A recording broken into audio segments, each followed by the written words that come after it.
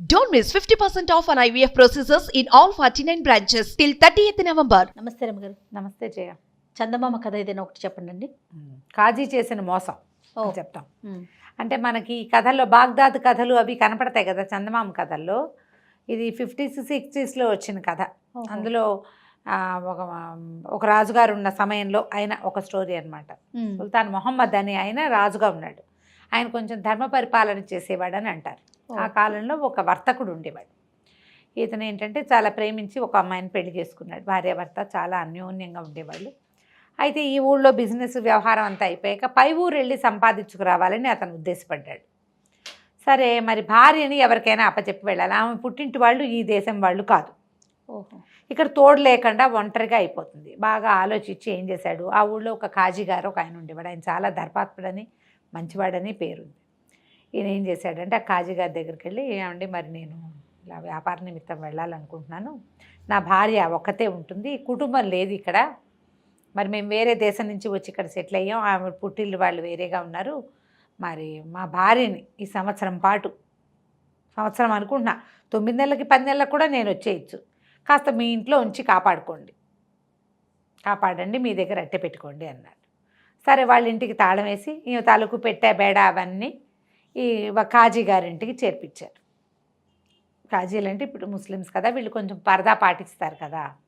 కాజీ గారు కొంచెం పెద్దవాడు కూడా, వాళ్ళకి బోలెడు మంది పిల్లలు ఉన్నారు. వర్తకుడి భార్యకి ఇంకా పిల్లలు లేరు. సరే ఈ అమ్మాయి ఆ లోపల జనానాలో వాళ్ళతో పాటు ఉండేది. ఉండగా 8, 9, 10 నెలలు గడిచాక ఒకరోజు ఏదో సందర్భంలో ఆ అమ్మాయి ఆ జనాలలో నుంచి బయటకు వచ్చినప్పుడు ఎప్పుడో చూశాడు ఈయన కాజీ గారు ఆ వర్తకుడి భార్యని. ఎంత అందంగా ఉందో. ఆయనకి అప్పటిదాకా ఎప్పుడూ లేని దుర్బుద్ధి ఒకటి ఏర్పడింది. ఈ పిల్లని స్వాధీనపరచుకోవాలి, ఇవ్వకూడదు, వెనక్కి పంపించకూడదు అని. సరే ఏం చేశాడు, మామూలుగా ఆయనకి పొద్దున పూట వెళ్ళిపోయేవాడు ఆయన పని మీద. మధ్యాహ్నం ఆయన ఎక్కడుంటే అక్కడికి భోజనం పంపించేవాళ్ళు. భోజనం బయటే చేసేవాడు. అసలు మగవాళ్ళు ఆడవాళ్ళు కలిసి తింటాలు అవి ఆ కాలంలో మరి వాళ్ళ ప్రాంతాల్లో కూడా ఉండేవి కాదేమో. ఒకరోజు వర్తకుడి భార్య, ఈ కాజీ గారి భార్య, నేను పుట్టింటికి వెళ్ళొస్తాను పిల్లల్ని తీసుకుని, ఇంట్లో మన వర్తకుడి భార్య ఉంటుంది, ఆ అమ్మాయి ఇంటిని అమ్మాయికి అప్పచెప్పాను, 2 పూటలే నేను వెళ్ళి పిల్లల్ని తీసుకుని వెళ్ళొస్తానని చెప్పింది. ఆ వర్తకుడి భార్య కాజీ భార్య చాలా స్నేహంగా ఉండేవాళ్ళు.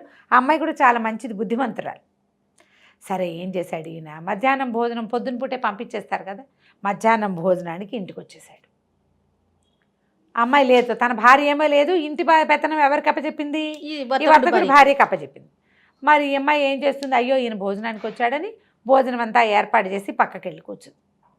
ఎదురుగా ఉండటం వాళ్ళ పద్ధతి కాదు కదా. అక్కడి నుంచి ఈయన అన్నాడు, ఏమమ్మా అమ్మాయి, ఏమిటి పెద్దవాడిని, నాకు ఎదురుపడ్డానికి నీకేముందమ్మా అభ్యంతరం, మనం ఒక ఇంటి వాళ్ళం అన్నాడు. అవును కదా, ఆయనేమో ఒక ఒంటరిగా కూర్చుని అన్నం తినలేడు, పెళ్ళాన్ని దగ్గరుండి వడ్డిచ్చే అలవాటు బాగుండదని వడ్డంలోకి వెళ్ళింది. వెళ్ళాక ఏమన్నాడు, ఒక్కడనే ఏం తింటానమ్మా, నువ్వు కూడా పళ్ళెం తెచ్చుకో, ఇద్దరం కలిసి తిందామన్నాడు. సరేలే పెద్దవాడు కదా, ఇన్నాళ్ళు తండ్రిలాగా సంరక్షించాడని ఆ అమ్మాయి అటుపోయింది పళ్ళెం తెచ్చుకోవడానికి. ఓ పాయసం ఏదో చేయించారు, పాయసం కప్పులో ఈయన 2 నిద్ర మాత్రలు లాంటివి కలిపాడు కానీ భయం వేస్తుంది ఆయనకి. ఎప్పుడూ ఇలాంటి పని చేయలే. ఏనాడు చేయని పని, ఒక కొత్త పని, ఒక తప్పుడు పని చేసేటప్పుడు కాళ్ళు వణికిపోయి భయం వేస్తుంది. ఆ అమ్మాయి కాస్త ఆ పాయసం ఆయన పక్కన కూర్చొని, పక్కనంటే మరి పక్కన కూర్చోలేదు కానీ సాపంక్తిని కూర్చుంది ఆయనతో పాటే, ఇంకో పక్కన పేటేసుకుంది. అది తినేసింది, పాయసం తినేసి కళ్ళు మూతలు పడి ఎంగిల్ చేతితోటే పక్కకు పడిపోయింది. ఇంతలో ఏమైంది, ఈ కాజీ గారి భార్య ఎక్కడికో వెళ్ళింది కాదు, ఆ వెళ్ళిన చోట అక్కడ ఏదో మరణం సంభవించింది. ఆవిడ పిల్లల్ని వేసుకుని వెనక్కి వచ్చేసరికి తలుపు కొట్టింది. పిల్లలు భార్య సందడి వినపడేసరికి ఈయన హడిలిపోయాడు. ఈ పిల్ల తనతో అన్నం తింటాం ఓ తప్పు, ఆడమగా వేరే వాళ్ళ భార్యతో కూర్చుని అన్నం తింటాం స్పృహ తప్పి పడిపోయింది. మాత్ర పనిచేసింది, ఏం చేయాలి. అక్కడి నుంచి ఏం చేశాడు, ఈ అమ్మాయిని లాక్కుపోయి సామాన్ల కొట్లో వేసేసాడు. కాళ్ళు చేతులు ఉనికిపోతున్నాయి, ఆయనకి భయం వేసేస్తోంది. ఎవరు రాకపోతే ఏం చేసును, మేబీ ఏం చేసేవాడు, ఏం చేద్దామనుకున్నాడు, ఏదో ఈ పని చేసేసాడు. ఆ తర్వాత ఏం చేయాలనేది ఇంకా ఊహించలా. కొంప మునిగిపోయినట్టు ఆ అమ్మాయి కాస్త వచ్చేసి అక్కడి నుంచి తలుపు తీశాడు. బానిస పిల్లలు ఎవరో ఉండే వాళ్ళ ఇంట్లో వాళ్ళని పంపేశాడు. వెళ్ళి తలుపు తీసి రుసరుసలాడుతూ, ఏమిటి అన్నదింటూ తలుపు తీయాల్సి వచ్చింది, ఈ కొంప ఎవరికి అప్పచెప్పావో, అదేమిటి నేను వర్తకుడి భార్యకి అప్పచెప్పాను కదా, ఏమో ఆవిడెక్కడుంది, ఆవిడెక్కడ లేనే లేదు, నేను చూడలేదు, నాకు తెలియదు అన్నాడు.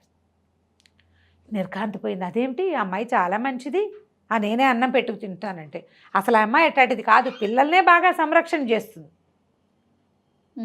అట్లా ఎందుకు చేస్తుంది, ఆ అమ్మాయి అట్లాంటిది కాదు, అమ్మాయి లోపల పనంతా చూసుకుంటుంది, అప్పచెప్పి వెళ్ళినప్పుడు నేను ఎందుకు చేయలేదు, ఏది అని చూస్తే ఎక్కడా కనపడదు, ఏమో ఎక్కడికి పోయిందో అన్నాడు ఈయన. అట్లా లేచక్కపోయే మనిషి కాదు అమ్మాయి. ఇటు తెల్లబోయింది. అదేమిటి అట్లా ఎట్లా అవుతుంది, అన్న నువ్వు పెట్టుకు తింటే, ఈయనేమో రుసరుసలాడుతూ గబగబా అన్నం తినేసాడు. ఏం చేశాడు, ఆ అమ్మాయి రెండో కంచం పెట్టుకుంది కదా, తలుపు తీసే ముందు ఆ రెండో కంచమో పాయసం గిన్నె అన్నీ తీసుకెళ్ళి దొడ్లో పారేసేసాడు. తినేసి లేచక్కపోయింది ఎక్కడికోనన్నాడు. వీళ్ళు తెల్లబోయారు. పిల్లల్ని పంపించింది, ఒరే ఒక పిన్ని ఎక్కడికి వెళ్ళిందో చూడండి రా అని పిల్లల్ని బయటికి. ఆవిడ అసలు బయటికి వెళ్ళే మనిషే కాదు. ఏమైపోతుంది, ఇంతలో ఏమైంది, ఆ వర్తకుడు కూడా వచ్చేసాడు. 10 నెలలు అయింది అతను వెళ్ళి. భార్య మా ఆవిడ ఏదంటే నాకు తెలియదు ఎక్కడికి పోయిందో అంటాడు ఈయన. అసలు ఆ అమ్మాయి అట్టాడిది కాదయ్యా, నిన్నటి కాదు, ఇవాళ పొద్దుటి దాకా ఉంది, నేను రేపు సాయంత్రం దాకా మా ఇంటి బాధ్యత అమ్మాయికి అప్పచెప్పి వెళ్ళాను, అక్కడేదో మరణం సంభవించింది, చిన్నపిల్లలతో ఉన్నామని నేను వెనక్కి వచ్చేసా, అసలు అట్లాంటిది కాదు, చాలా బుద్ధిమంతురాలు అంటుంది పిల్ల. వర్తకుడు ఏమన్నాడు, నేను ప్రభు దగ్గరికి వెళ్తానని సుల్తాన్ మహమ్మద్ దగ్గరికి వెళ్ళాడు. నా భార్యని కాజీ గారికి అప్పచెప్పాను, ధర్మాత్ముడని. ఆయన నా భార్య లేదంటున్నాడు, వాళ్ళ ఆవిడేమో ఈ పొద్దుటి దాకా ఉందంటోంది, తెల్లవారి పొద్దుటి దాకా ఉందంటోంది, ఆయన లేదంటున్నాడు అనేసరికల్లా సరే ఆయన కాజీని పిలిచారు. కాజీ గారు ఏం చేశాడు, చుట్టుపక్కల ఒక 3 మనుషుల్ని మాట్లాడుకున్నాడు సాక్ష్యం చెప్పడానికి. ఆయన భార్య మంచిది కాదని, 3 నెలల క్రితం నుంచే వీళ్ళ ఇంట్లో లేదని, పెళ్ళాలని రానివ్వరు సభలకి, పెళ్ళాం ఇంట్లోనే ఉండిపోయింది, ఆవిడ నెత్తినోరు కొట్టుకుంటుంది, అయ్యో చెల్లెలాగా చూసుకున్న బంగారు తల్లి, ఎంతో మంచిది, పిల్లలకి జళ్ళేసేది, పెద్ద పిల్లలకి అన్నాలు పెట్టేది, వంటలో సహాయం చేసేది, వంట బాగా చేస్తుంది, ఈ డ్రెస్ కుట్టింది, ఈ చొక్కా కుట్టిందని చూపిస్తోంది, చంటి పిల్లలకి చొక్కాలు కుట్టిందని చుట్టుపక్కల వాళ్ళకి చూపిస్తోంది. కానీ ప్రభు దాకా అవన్నీ వెళ్ళవు కదా. ఈ 3 సాక్ష్యాలు చెప్పారు. ఏమని, 3 నెలల క్రితం నుంచే అమ్మాయి ఇంట్లో లేదని, 3 నెలల క్రితం దాకా ఉందని, ఎక్కడికో వెళ్ళిపోయిందని, ఆ అమ్మాయి ప్రవర్తన మంచిది కాదని. ఈ సాక్ష్యం పుట్టేసరికల్లా రాజుగారు వర్తకుడు మాట తోచిరాజు అన్నాడు, నీ భార్య ఎక్కడికి పోయిందో కాజీకి ఏం సంబంధం లేదు అనేసరికల్లా వర్తకుడు నెత్తి నోరు బాదుకుంటూ వెళ్ళిపోయాడు. అయ్యో పెళ్ళాం ఎంతో మంచిది, అతనికి చాలా ప్రేమించి పెళ్లి చేసుకున్నాడు, దుఃఖంగా వెళ్ళిపోయాడు. గడిచిపోయినాయి రోజులు.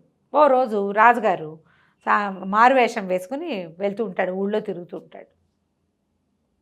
రషీద్ కథలు కూడా, ఖలీఫా కథల్లో కూడా చూస్తాం, ఖలీఫా రాత్రిళ్ళు బయట తిరుగుతాడు అని. ఒక సాయంకాలం వేళ ఆయన మారువేషం వేసుకుని ఒక ఊళ్ళో తిరగటానికి పోయాడు. ఓ చోట ఒక చిన్న మార్కెట్ యార్డ్ లాగా ఉంది, మా పెద్దవాళ్ళంతా మార్కెట్ యార్డ్లో పనిచేసుకుంటుంటే వాళ్ళ పిల్లలు ఒక పక్కన కూర్చొని ఆడుకుంటున్నారు. రాజు ఆట ఆడుతున్నారు, రాజు మంత్రి సైన్యాధిపతి ఆట ఆడతారు కదా పిల్లలు. అయితే ఏమన్నాడు, కుర్రాడు ఒకడు చెప్తున్నాడు, ఒరే సుల్తాన్ మహమ్మద్ లాగా పిచ్చి తీర్పులు చెప్పేవు కనుక సరైన తీర్పులు చెప్తానంటేనే నువ్వు రాజు అవ్వాలిరా అంటున్నాడు కుర్రాడు. అనేసరికల్లా నేను సరైన తీర్పే చెప్తానన్నాడు రెండో కుర్రాడు. వాడు రాజు, వీడు సైన్యాధిపతి. ఈ సైన్యాధిపతి వేసిన కుర్రాడిది ఈ డైలాగ్ అనమాట, పిచ్చి తీర్పులు చెప్పకూడదు అని. ఆ రాజు ఆశ్చర్యపడితే, నేను పిచ్చి తీర్పులు చెప్తానా అంటే ఇలా చెప్పుకుంటున్నారా, ప్రజలు చెప్పుకోకపోతే పిల్లలకి ఎలా తెలుస్తుంది. ఈయన పోయి ఆట దగ్గర కూర్చున్నాడు. ఆ సైన్యాధిపతి వేషం వేసిన కుర్రాడిని అడిగాడు, ఎరా అబ్బాయి, అయితే మీ సుల్తాన్ మహమ్మద్ పిచ్చి తీర్పులు చెప్తాడంటే, చెప్పడా మరి, చెప్పడా, అట్లాగే పిచ్చి తీర్పులే చెప్తాడు, మొన్న చెప్పాడు కదా వ్యాపారస్తుడి భార్యను ఎడిపోయిందో తెలియదని, మీ ఆవిడ నువ్వే వెతుక్కోమని ఇవ్వాడు, అది పిచ్చి తీర్పు కాదా అన్నాడు. అనేసరికల్లా అది పిచ్చి తీర్పు అంటావా, ఖచ్చితంగా పిచ్చి తీర్పే, మరి ఏం చేయాలంటావు అన్నాడు. సాక్షులు 3 పిలిపిస్తే చెప్తా నేను అన్నాడు కుర్రాడు. అనేసరిగా ఈయన ఏం చేశాడు, మర్నాడు పొద్దున ఈ కుర్రాడిని గుర్తుపెట్టుకుని వాడి అమ్మా నాన్నకి కబురు చేశాడు, పిల్లాన్ని తీసుకురండి అని. మర్నాడు పొద్దున ఆ కుర్రాడిని తన ప్లేస్లో కూర్చోబెట్టాడు. సాక్షులు 3 పిలవండి, కాజీ గారిని పిలవండి, వ్యాపారస్తుడిని పిలవండి. 3 సాక్షులు, కాజీ, వ్యాపారస్తుడు నుంచున్నారు. 3 సాక్షులు 3 నెలల నుంచి వ్యాపారస్తుడి పెళ్ళం కాజీ గారి ఇంట్లో లేదు. అలాగా కాజీ గారి ఇల్లు ఎంత ఇల్లు, ఎన్ని గదులు ఉన్నాయి కాజీ గారి ఇంట్లో? కాజీ గారి జనానాలో ఉండేవాళ్ళని మీరు ఎట్లా చూశారు? మీరు ఇప్పుడు కాజీ ఇంట్లోకి వెళ్ళకుండా వాళ్ళ గదులు వైశాల్యం నిర్మాణం చెప్పలేరు కదా. మెమ్మే బెబ్బాయి అన్నాడు ఒకడు. ఆవిడ ఇదివరకు చూశాను, ఇప్పుడు కనిపించట్లేదు, ఆవిడంత మంచిది కాదన్నాడు రెండో వాడు. కాజీగారి వ్యాపారస్తుడి భార్య ఎంత ఎత్తు ఉంటుంది, ఆమెకు ఎంత వయసు, ఏ రంగులో ఉంటుంది, మెమ్మే బెబ్బే, సుమారైన సైజు అని చెప్పాడు వాడు. వ్యాపారస్తుడు నా భార్య కాలి పొడుగుది, ఆమె పొడుగాటి మనిషి అని చెప్తున్నాడు. తెల్లగానే ఉంటుంది, కాదండి ఆమె చామంచాయిగా ఉంటుందని చెప్తాడు ఇతను. ఆమె వయసు తెలీదు వీడికి, ఆమె ఎత్తు పొడుగు ఏమీ ఆకారం కూడా తెలియదు, ఏమీ తెలీదు. మూడో సాక్ష్యం కూడా ఇట్లాగే వీగిపోయింది.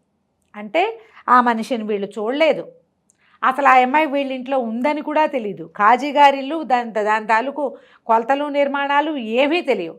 ఏమీ తెలియని ముగ్గురు సాక్షులు ఎట్లా చెప్తారు నిజం, కాజీగారు అబద్ధం చెప్తున్నాడు అన్నాడు. అనగానే రాజు కాజీని గద్దించాడు. ఒక మనిషి తన భార్యను మీ ఇంట్లో న్యాసంగా ఉంచితే ఆ అమ్మాయి వివరాలు తెలీదా నీకు, 3 నెలల క్రితం ఎలా వెళ్ళిపోతుంది? ఈ లోపల కాజీగారి భార్యను సాక్ష్యాన్ని పిలవాలన్నాడు కుర్రాడు. ఆవిడని పరదా వేసి పిలిచారు. ఆవిడ లబో దిబోమని ఏడ్చి సొంత చెల్లెలాగా చూశాను, నేను వెళ్ళే రోజు పొద్దున కూడా మా ఇంట్లో ఉంది, చాలా మంచిది, అందరికీ చెప్పింది కదా, బట్టలు కుడుతుంది, అవి కుడుతుంది, ఇవి కుడుతుంది. ఆ అమ్మాయి ఎంత ఉంటుందంటే సామంసాయిగా పొడుగ్గా ఉంటుంది, 24-23 సంవత్సరాల వయసు, ఇంకా పిల్లలు కలగలేదు. ఇవి చెప్పింది ఇతని వ్యాపారస్తుడు చెప్పింది సేమ్. కాజీ అమ్మాయిని ఏదో చేశాడు అని చెప్పాడు కుర్రాడు. ఈమె సుల్తాన్ కాస్త గట్టిగా గద్దించి ఆయన 2 చంపకాయ పీకడానికి ట్రై చేశారు. అంటే అడిగేశారు కల్లా, కొట్టినంత పని చేసేసారు కల్లా ఆయన గడగడ వణుకుతూ, క్షమించండి నేను ఒక పొరపాటు చేశాను, 5-6 రోజులుగా మా ఇంటి సామాన్ల గదిలోనే ఈ అమ్మాయి ఉంది, స్పృహ తప్పి పడిపోయింది అంతే. అప్పుడు వెంటనే ఆ సామాన్ల కొట్టులోకి వెళ్తే నీరసంగా స్పృహ తప్పి పడిపోయింది. ఏదో పిచ్చి మందు ఇచ్చేశాడు, మా మోతాదు ఎక్కువైపోయింది. ఆ అమ్మాయి అలాగే నా 5 రోజుల నుంచి కోమాలో ఉన్నట్టుగా అక్కడ పడింది. ఆ వేసిన మాత్రలకు విరుగుడు ఏంటో కనుక్కుని ఆ విరుగుడు మందు తాగిచ్చి ఆ వ్యాపారస్తుడి భార్యని అతనికి అప్పచెప్పారు. కాజీ గారు చేసిన మోసం ఇలా బయటపడింది అన్నమాట కుర్రాడి తీర్పుతోటి. మరి కాజీ గారికి శిక్ష పడిందా లేదా? శిక్ష పడింది. ఆయన ఆస్తంతా వీళ్ళకి అప్పచెప్పి ఆయన్ని ఊర్లో నుంచి బయటికి పంపించేశారు. అప్పుడు అట్లా చేసేవాళ్ళు. ఆయన భార్య, ఆయన పిల్లలు, ఈ లెక్క లేదు, ఈ లెక్క లేదు. ఇది ఆ చందమామలో వచ్చిన కథ. చాలా బాగుంది రమ్మగారు. నమస్తే. నమస్తే.